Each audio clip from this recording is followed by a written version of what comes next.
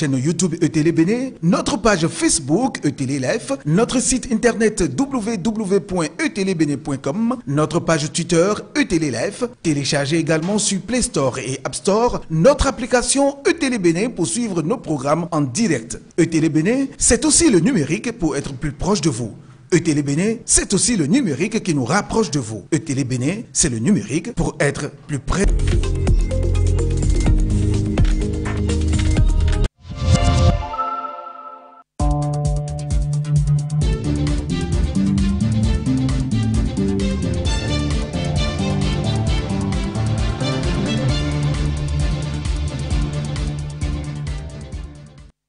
Vendredi 8 janvier 2021, bienvenue aux informations de la mi-journée. Voici nos titres. Deuxième phase de la reddition de comptes du chef de l'État, Patrice Talon, était ce jeudi 7 janvier 2021 dans la commune de Pereret. Le compte rendu de sa descente est à suivre. L'ancien parlementaire Vodonou Désiré, privé de ses droits civiques en 2011, a été rétabli dans ses droits par la Cour constitutionnelle. La décision est issue de l'audience plénière tenue au siège de l'institution ce jeudi 7 janvier 2021. Les détails sont à suivre. Et puis le directeur des Arts et de la Culture, Gilbert Déou-Malais, était aux côtés des artistes à Izor ce jeudi. C'était à l'occasion de la 4e édition du festival des artistes traditionnels de l'ère culturelle à Izor. Voilà pour le sommet.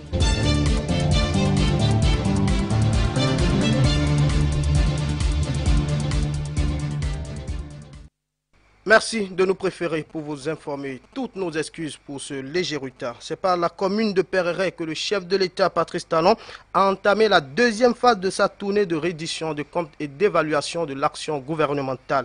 Il a été accueilli dans une liesse populaire et s'est engagé à mettre en œuvre les doléances de ces populations. Stélia Padonou pour le point. Patrice Talon à Pereret ce jeudi 7 janvier 2021, première étape de la seconde phase de sa tournée nationale de reddition de comptes. Un territoire situé dans le département du Borgou qui s'étend sur une superficie de 2017 km² pour une population estimée à plus de 80 000 habitants. C'est sous une escorte de cavalcade que le chantre du nouveau départ a fait son entrée dans la cité des Sakayeriman où l'attendaient impatiemment autorités locales et concitoyens. Le maire a, au nom de ses administrés, exprimé toute sa gratitude au chef de l'État pour toutes les actions de développement qui ont impacté Pereret. Les populations de la commune de Pereret se réjouissent des efforts accomplis par le gouvernement sous votre leadership depuis 2016. Elle apprécie surtout les nombreuses et courageuses réformes opérées dans tous les secteurs en vue d'impulser une réelle dynamique de développement à notre pays et d'offrir de meilleures conditions de vie aux populations avec pour corollaire les résultats déjà probants. On peut citer entre autres les résultats salutaires obtenus en matière de sécurisation des personnes et des biens avec un accent particulier sur une police véritablement républicaine. Le programme national d'alimentation scolaire intégrée qui a permis d'améliorer le taux de maintien des apprenants et les résultats scolaires. L'autorité communale s'est fait également le devoir de transmettre à Patrice Talon les doléances de sa population. Le bitumage de la route Parakou-Pereret-Niki, la construction du pont de Gunkpare, au fin de faciliter les échanges avec le Nigeria. L'assainissement des rues de Pereret Centre pour donner un aspect attrayant à la ville et faciliter la circulation urbaine. L'aménagement de la piste Nyesi, Digidiru-Sandilo, frontière du Nigeria. La construction d'un stade omnisport suivant les normes internationales pour faciliter l'épanouissement de la jeunesse et accueillir les grandes rencontres. Patrice Talon a pris dans son intervention l'engagement de satisfaire favorablement aux besoins qu'éprouvent les citoyens de la commune de Pereret.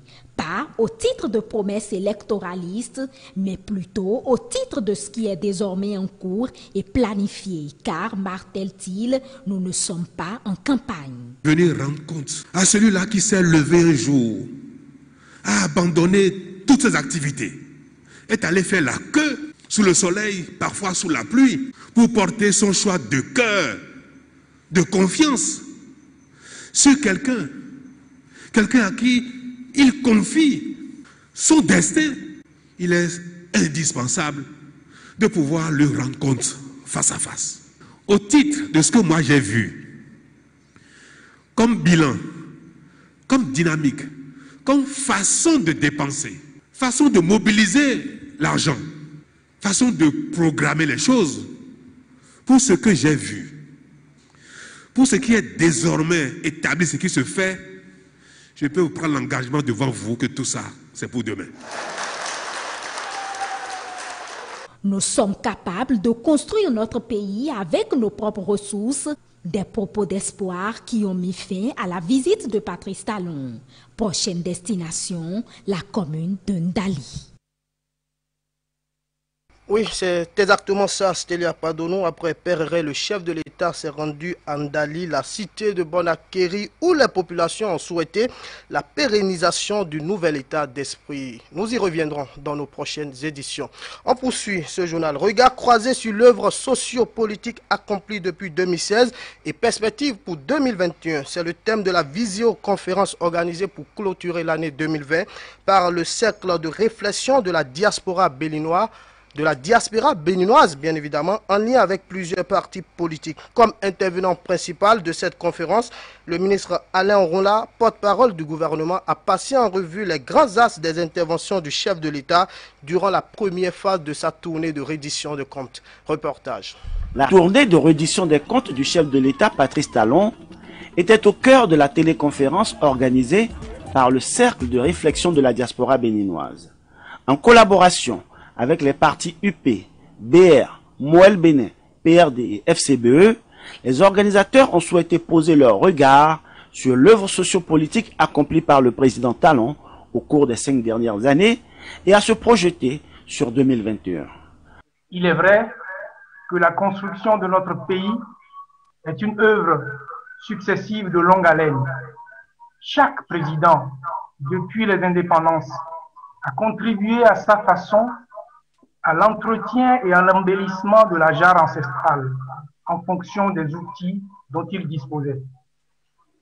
Mais le constat de tous, après bientôt 5 années de gouvernance, c'est que la vraie thérapeutique pour traiter l'enfant malade de l'Afrique, comme on l'appelait jadis, de ses vices et tares, de ses travers, a été trouvée pour amorcer un vrai développement.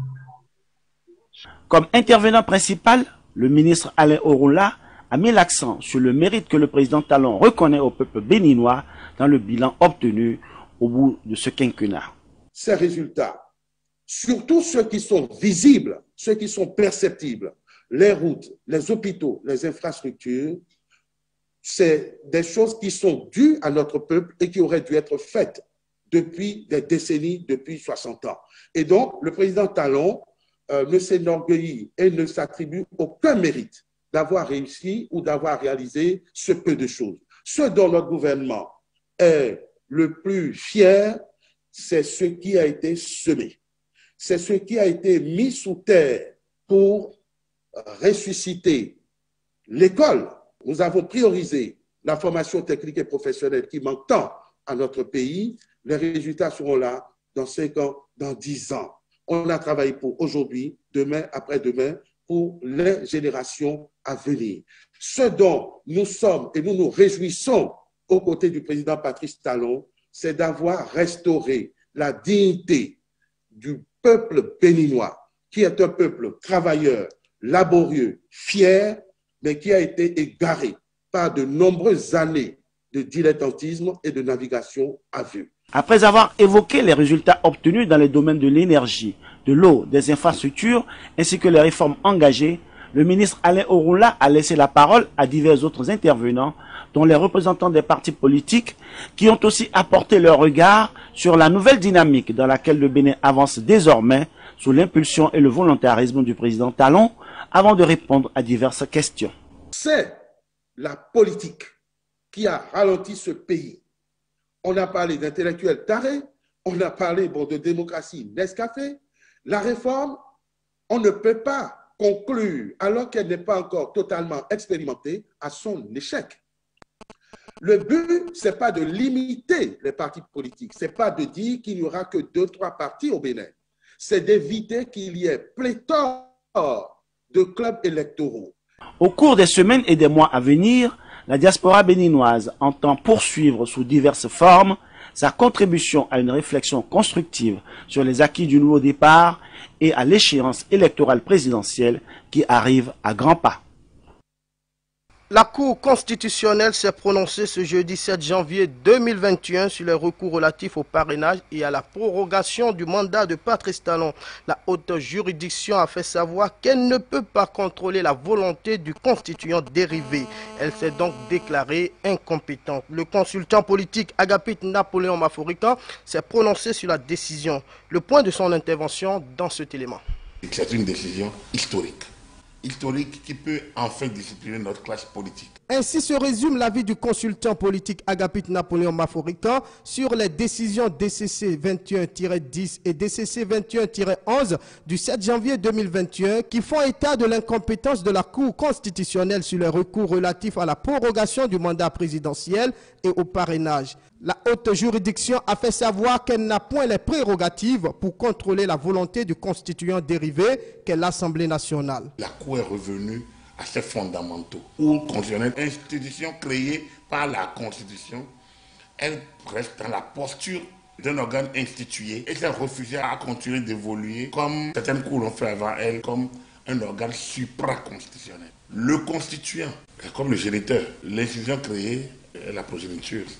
Est-ce que la progéniture peut en imposer au géniteur? Voilà la question. Et la Cour, en répondant clairement, remet le débat du droit et remet la classe politique en orbite pour que le débat se fasse de manière normale. La haute juridiction s'est donc refusée de se détourner du chemin légal en restant collée au contrôle de la conformité des actes à la loi fondamentale et non au contenu. Parce que le contenu, c'est l'acte du constituant.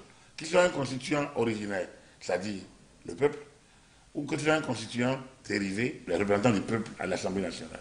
Une fois que l'Assemblée nationale a donné, a pris en considération de la proposition et que la révision a pu être acquise au 4/5e des membres constituants de l'Assemblée nationale, qu'elle devient un texte imposé à tous et même à la Cour constitutionnelle. Parce qu'elle aurait pu retoucher les attributions de la Cour constitutionnelle. La Cour n'aurait plus rien dit. Donc voilà son incompétence. En disant on est incompétent, c'est qu'on n'a pas qualité à juger de quelque chose qui nous échappe, qui nous dépasse, parce que c'est ça qui nous crée. Nous ne sommes pas juges de l'opportunité, nous ne sommes pas juges de l'applicabilité, nous ne sommes pas juges du retrait, nous sommes juges de rien en ce qui concerne le contenu.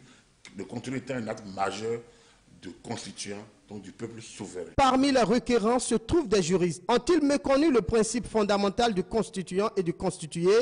Ils le savent.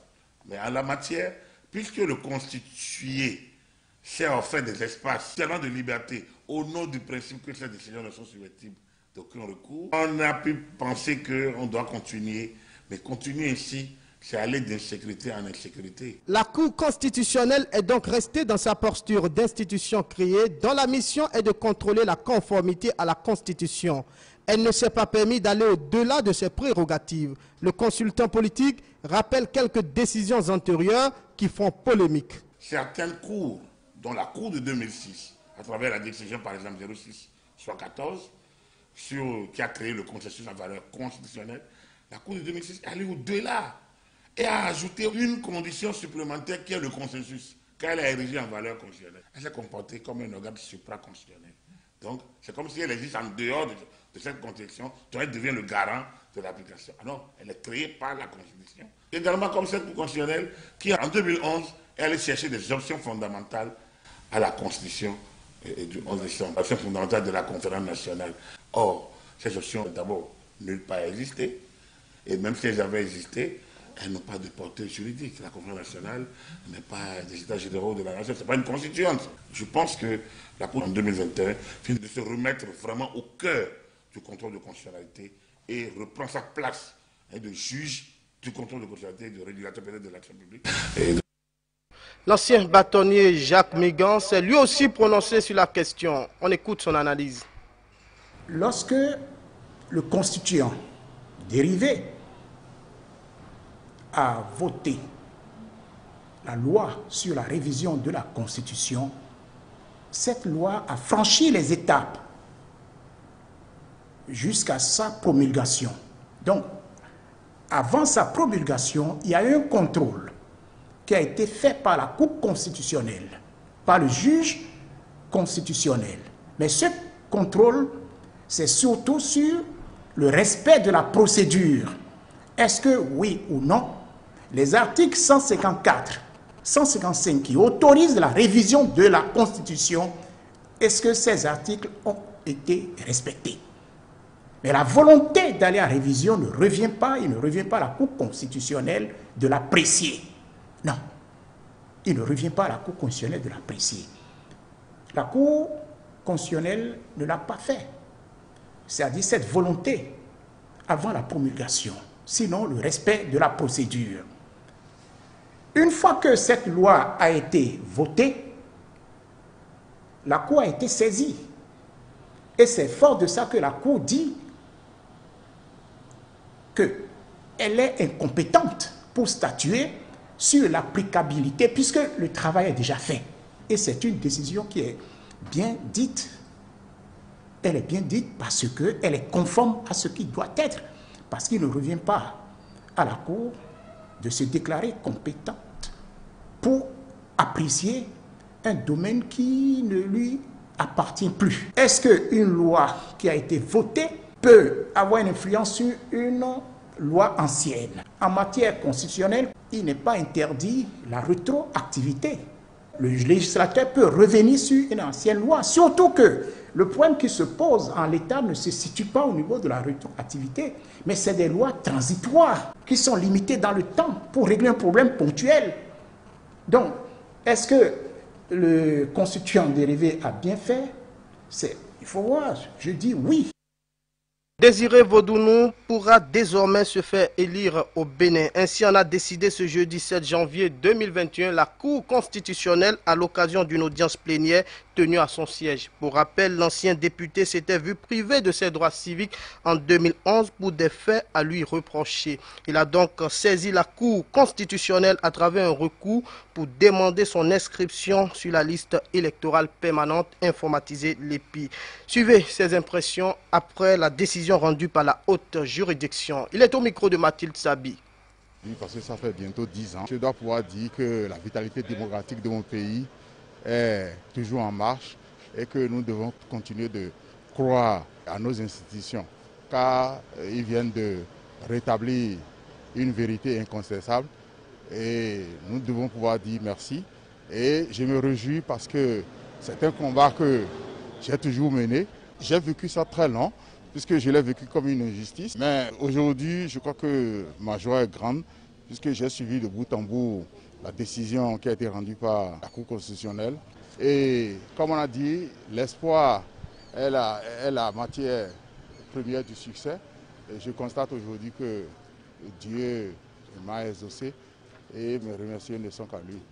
Au futur, c'est de comment contribuer à installer encore cette démocratie pour que nos jeunes frères qui sont derrière nous comprennent que notre démocratie, elle va bien. Les populations du Zou et de l'Atlantique Nord sont déjà en joie et je crois que c'est dans les urnes que l'on sentira ce remerciement de ce peuple qui va toujours estimer parce qu'ils savent de quoi je suis capable et ils prenaient cela comme une injustice et sont aujourd'hui en joie et le remerciement ira à qui de droit. Les députés de la 8e législature ont adopté la loi sur la biosécurité, une loi qui vise à combler le vide juridique existant pour la conservation et l'utilisation durable de la biodiversité. Dr Luc Martin-Roukanri est expert en biosécurité et a effectué ses travaux de recherche sur les organismes génétiquement modifiés au sein de l'espace UEMOA. Il décline ici ses appréciations.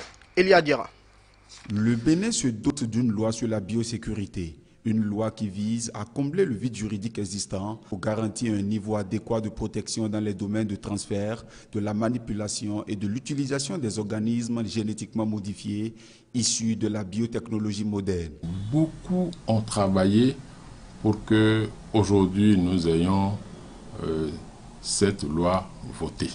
Enfin, le moratoire de 10 ans que notre pays a connu et qui a pris fin depuis 2013 est en train de partir très loin de nous pour que nous ayons enfin un instrument de biosécurité pour être en phase avec nos engagements internationaux.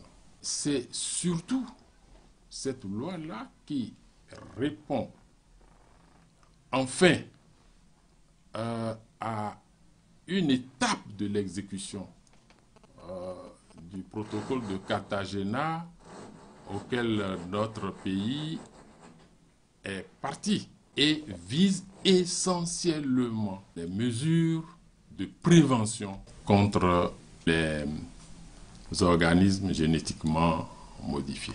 Pour Luc Martin Roncanry espère en biosécurité, l'importance de cette loi n'est plus à démontrer. Il rappelle ici quelques atouts pour le processus du développement durable. Le gouvernement vient de faire, avec notre Parlement, en un mot notre pays, un grand pas dans le domaine législatif. Ce protocole, en son article 2, demande aux partis de veiller à ce qu'il y ait la mise au point, la manipulation, le transport, l'utilisation, la libération de tout OGM dans l'espace se fasse de manière à prévenir ou à réduire les risques pour la diversité biologique en tenant également compte des risques pour la santé humaine. Le gouvernement vient aujourd'hui de se doter d'un instrument législatif pour respecter cet engagement fondamental. À caractère pluridimensionnel, la loi sur la biosécurité permettra non seulement de protéger l'environnement, mais également d'autres domaines de la vie. Cette loi permet le développement agricole, permet également le développement de la santé humaine et même le développement industriel. Cette loi impacte et impactera suffisamment le tissu économique, l'industrie. C'est tout le développement durable qui est en jeu et cela veut dire, lorsque tous ces secteurs sont impactés, que le caractère social est également derrière tout cela et le développement pour le travail. Pour finir, l'expert en biosécurité félicite le gouvernement et le Parlement pour leur contribution à la mise en place de cette loi. Pour lui, cette loi devrait être désirée par tous puisqu'elle participe au développement durable du Bénin. Un dernier élément pour mettre fin à ce journal de la mi-journée. La 4e édition du Festival des artistes traditionnels de l'ère culturelle Aïzo a été effective ce jeudi 7 janvier 2021. Les artistes de la localité ont communié avec le directeur du Fonds des Arts et de la Culture. Occasion pour Gilbert Déoumalé de revenir sur les grandes actions du gouvernement dans le secteur culturel. On suit le récit de Céline Bovy et de Prudence Kossoran. Il est allé faire son exercice habituel avec cette fois-ci les habitants de Soava. Il s'agit de Gilbert Déoumalé, directeur du Fonds des Arts et Culture, FAC, et premier responsable du guichet national du financement des projets artistiques. À travers la célébration de cette 4e édition du Festival Fatakalb, il a bien voulu expliquer à la population toutes les réformes engagées par le gouvernement du président Patrice Talon pour le rayonnement de la culture béninoise. Au niveau du gouvernement du président Patrice Talon, il est question de dépolitiser totalement le secteur de la culture, de travailler avec les acteurs culturels dans un élan d'autonomisation, de professionnalisation, de sorte à ce que désormais les acteurs culturels, les artistes et les promoteurs puissent vivre de leur art. L'information n'a pas atteint toutes les couches. Nous avons jugé donc aller vers les couches pour leur apporter les informations nécessaires et pour qu'ils sachent que désormais, avec le gouvernement du président Patrice Talon, les choses ont changé. Tout ce que nous faisons doit être relayé par les autorités au niveau de la commune. Nous allons travailler avec vous de manière participative, en toute complicité, dans une collaboration totale pour que désormais vive la culture au niveau du Bénin. Des explications qui ont reçu l'adhésion des femmes, hommes, enfants, sages et têtes couronnées. Promouvoir la culture béninoise en général et celle de la commune de Soava en particulier, tel est l'objectif de ce festival. Occasion pour le maire de Soava de remercier Gilbert Déoumalé, directeur du FAC. Nous avons organisé un petit festival que nous-mêmes nous sommes impliqués dans cette organisation. Nous avons noté avec une particulière attention tout ce que vous avez pu faire pour cette organisation et tous les soutiens que vous avez envoyés.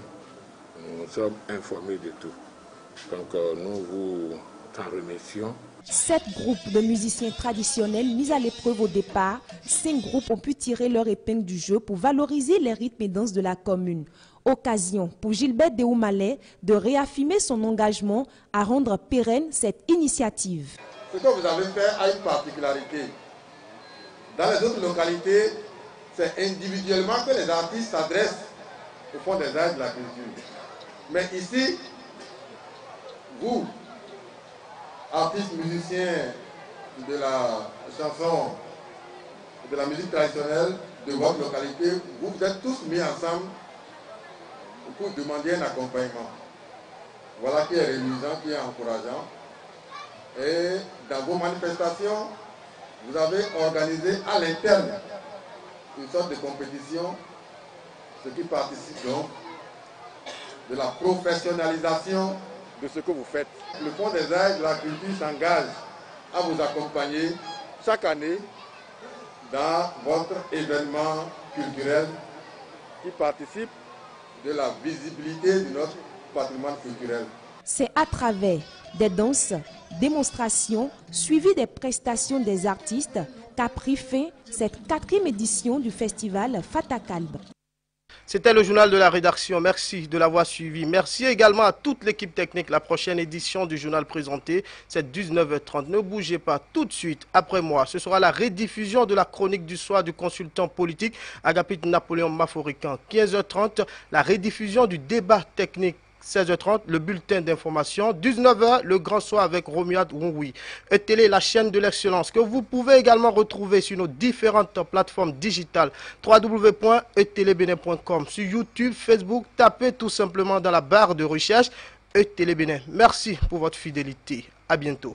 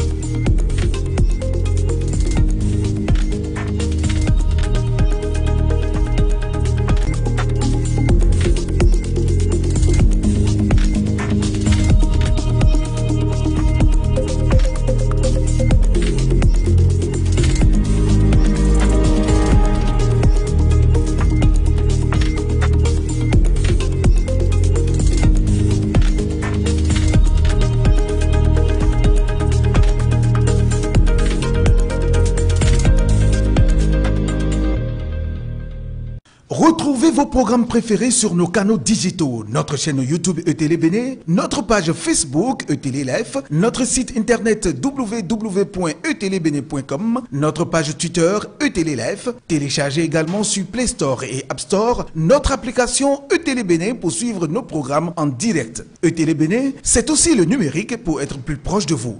E-Télé Bénin, c'est aussi le numérique qui nous rapproche de vous. E-Télé Bénin, c'est le numérique pour être plus près de vous.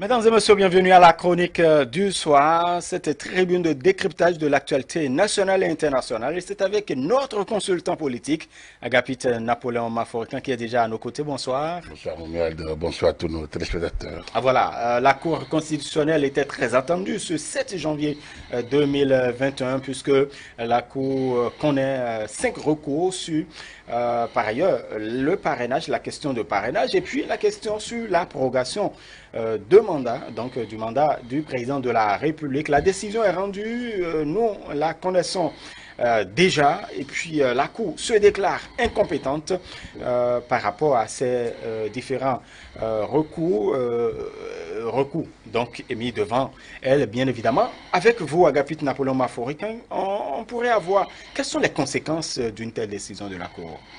Non, les conséquences sont simples, que ceux qui doivent aller aux élections doivent se conformer à la loi en vigueur. C'est aussi simple que ça.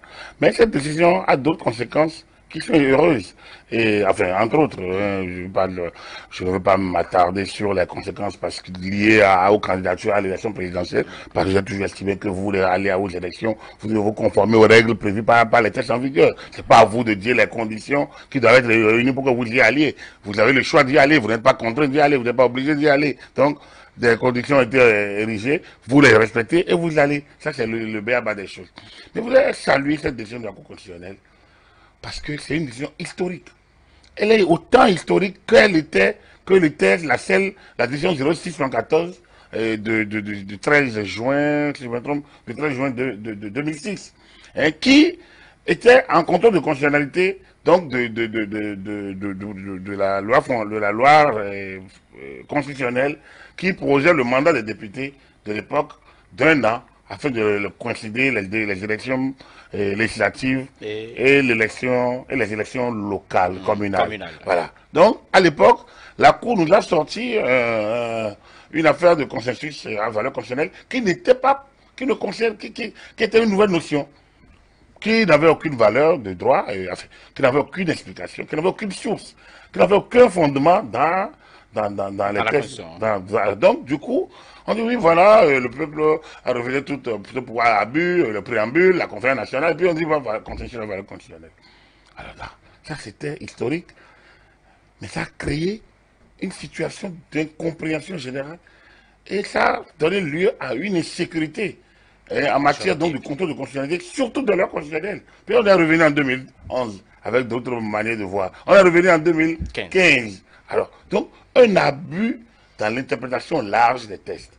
Je pense que la Cour s'est ici à un niveau supérieur de la Constitution. C'est ça qui fondait les réserves que nous avions à parler de ce 7 janvier en se disant, mais peut-être la Cour va peut-être vouloir aller à l'interne, enfin, en interprétation large, et même là, le parrainage est un acte qui a déjà existé en France. Et même là, il n'y a pas prorogation du mandat du président de la République, puisque nous avions dit, les mandats ont été alignés, donc le constituant a repris et a réajusté. Et comme c'est le constituant qui l'a fait, il n'y a rien à dire.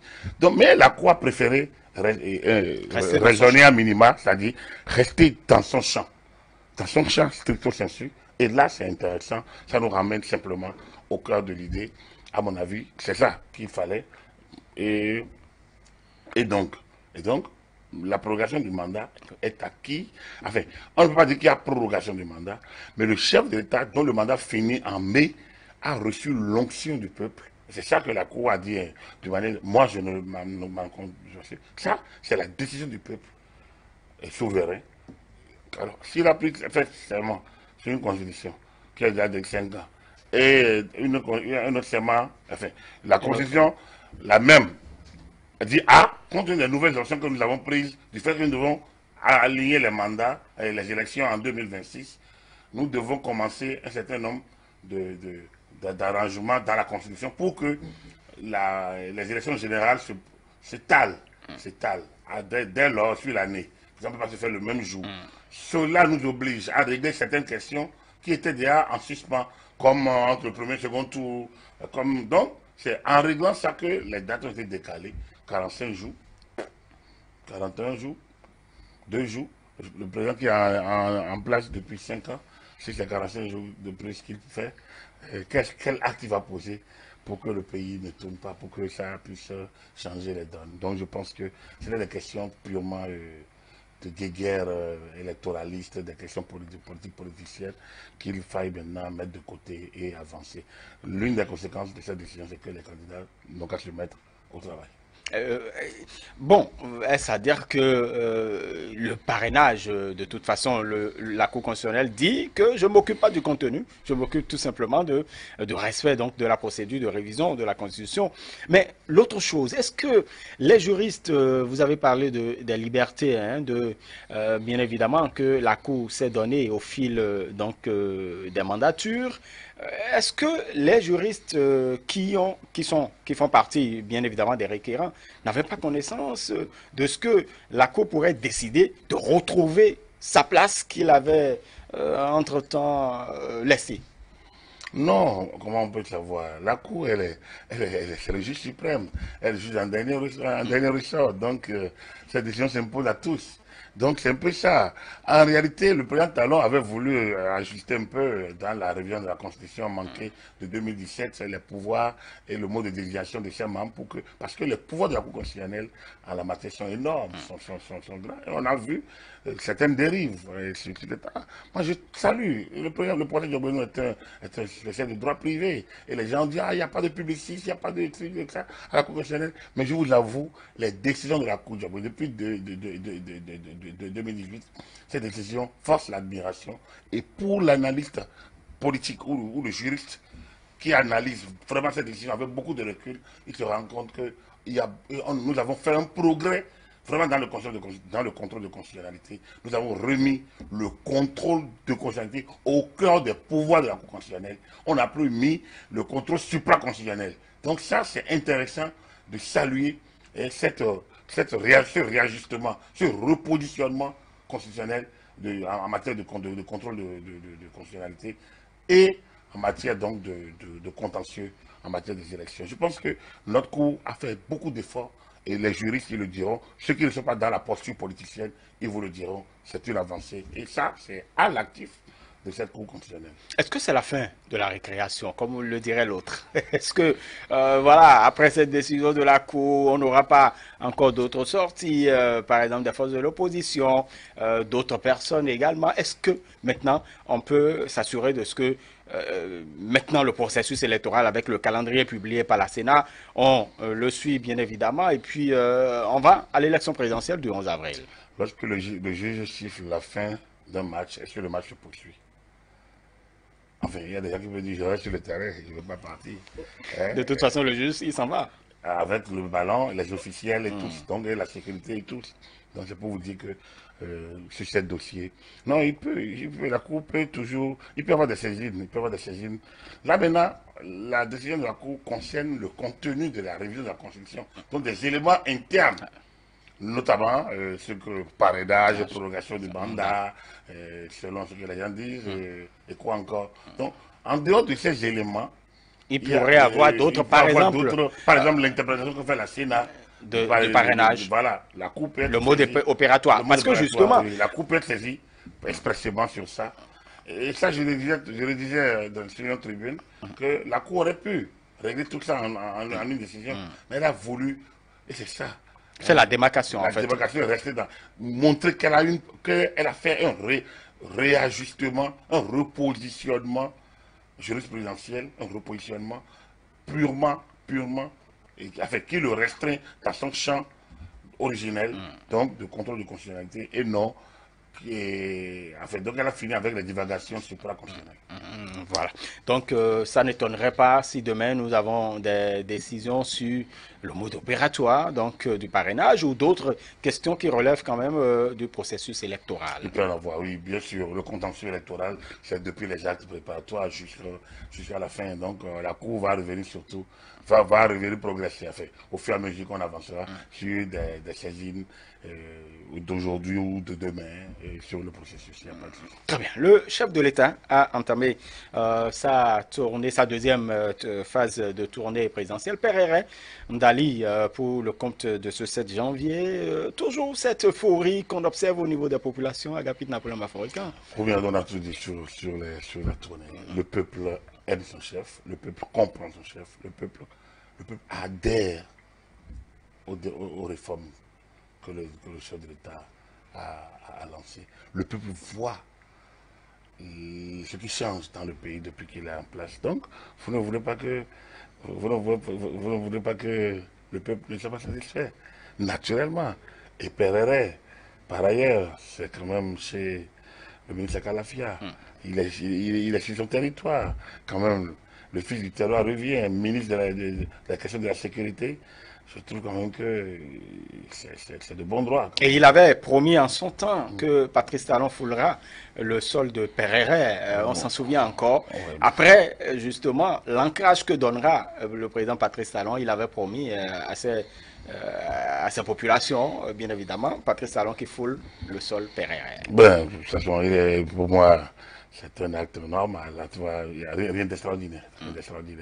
Ce qu'on a vu lors de la première sortie ne changera pas. Et ça, ceux qui savent prendre le pouls des populations doivent se dire Patrice Talon a déjà reçu son mandat. Et on doit s'attendre également à des discours qui choquent des sensibilités. Non, il n'est pas. Non. Même les quelques rares fois que le chef d'État s'est livré, s'est lâché, non, il n'a pas choqué les sensibilités. Il a dit les vérités sous plusieurs formes. Et donc, peut-être qu'il y en a d'autres encore. Ça dépend. Le président nous le dira dans les jours à venir. Très bien. On va sortir du Bénin, Agapit Napoléon Mafourican. Ce qui se passe aux États-Unis suscite quand même quelques interrogations dans le cœur des Africains surtout. Il paraît que l'Afrique est dépositaire d'un certain nombre de choses, mais ça se voit encore. Aux États-Unis, la démocratie est-elle en danger aux États-Unis, Agapit Napoléon Mafourican? Non. Comment vous voulez que la démocratie soit en danger aux États-Unis? C'est un pays qui a... C'est un pays continent, hein, c'est une fédération, c'est un pays, un État... c'est un pays qui a façonné son système politique sur des siècles.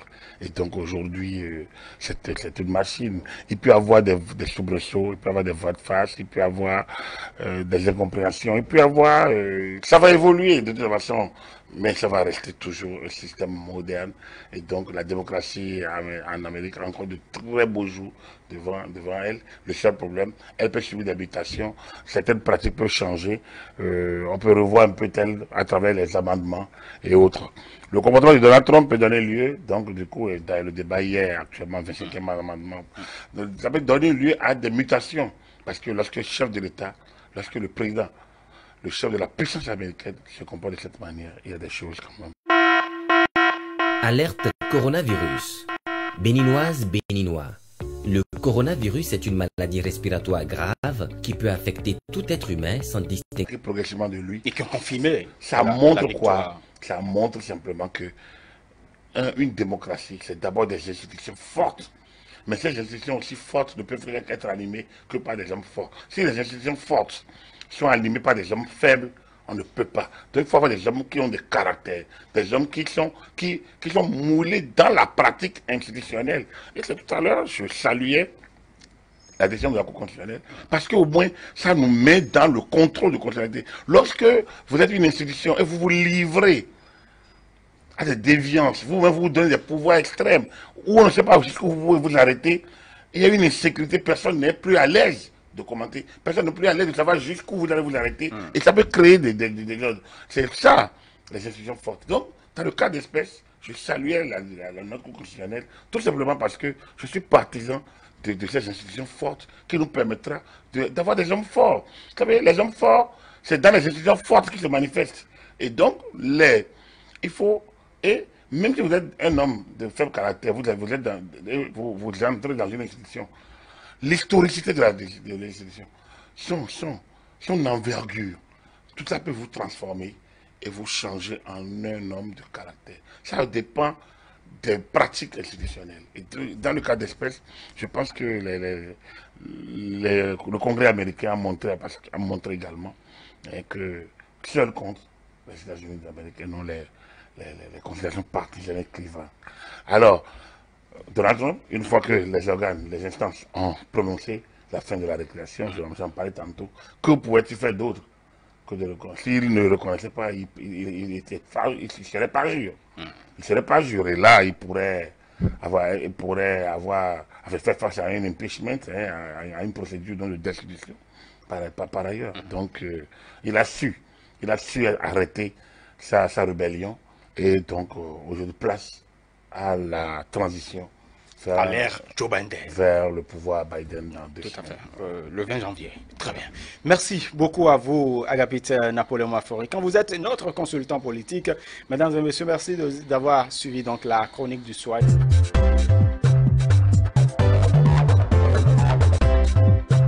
Retrouvez vos programmes préférés sur nos canaux digitaux, notre chaîne YouTube ETélé Bénin, notre page Facebook ETélé Life, notre site internet www.etelebene.com, notre page Twitter ETélé Life. Téléchargez également sur Play Store et App Store notre application ETélé Bénin pour suivre nos programmes en direct. ETélé Bénin, c'est aussi le numérique pour être plus proche de vous. ETélé Bénin, c'est aussi le numérique qui nous rapproche de vous. ETélé Bénin, c'est le numérique pour être plus près de vous. Ils sont là depuis des siècles avec leurs dieux et croyances immuables. Ils sont des Yoruba venus de la lointaine terre nigériane.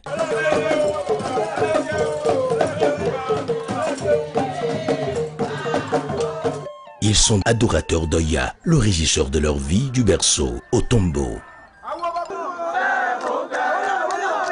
À Ayogua, Gonifogbo, en République du Bénin, le culte des Egungun demeure vivace et s'accroît éternellement à l'abri des agressions du modernisme et des croyances importées. Oya et la communauté Yoruba d'Abgonifogbo est un bel exemple de patrimoine immatériel qui a toutes les promesses de se célébrer tant que le fleuve du temps coulera.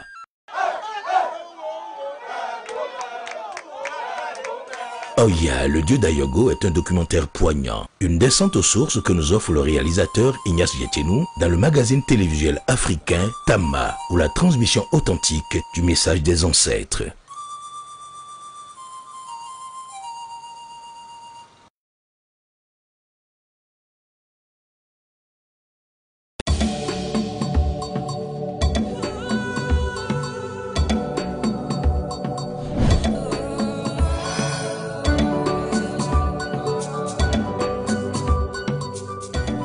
Écrire une nouvelle histoire, sortir du manque, donner vie à ton projet, une chance à ton business et sourire enfin à la vie. Des femmes qui se prennent en charge, des jeunes qui s'en sortent.